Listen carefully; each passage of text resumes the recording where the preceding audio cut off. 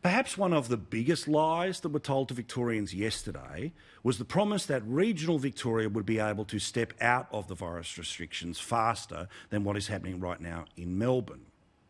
In fact, this was the Premier saying it yesterday. We think that regional Victoria will essentially be able to move to the third step quite soon. It'll be perhaps a matter of weeks. Weeks? You could do it today. Why? Because of the 79 councils that are in Victoria, 48 of them have 10 or fewer cases. That would automatically trigger no curfews.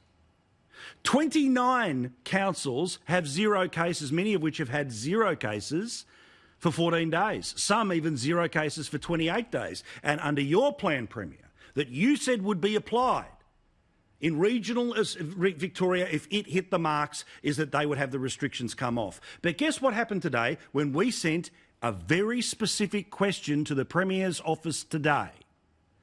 Nothing. Guess what happened when we sent a very specific question about this today to old Dreamy Eyes, the Chief Medical Officer? Nothing.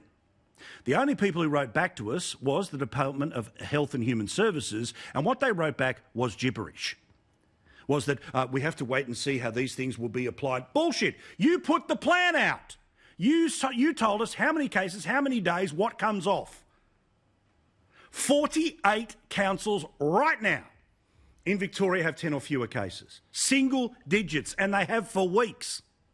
29 have had 0 for weeks. Why are they being punished? Of course, what some will say is because, well, if this happens, if you allow people in Ballarat to move around, somehow they will encourage people to jump the fence from Melbourne to come up to Ballarat. I'm sorry? The police are still guarding those roadblocks. It's ridiculous. You've been sold a pup.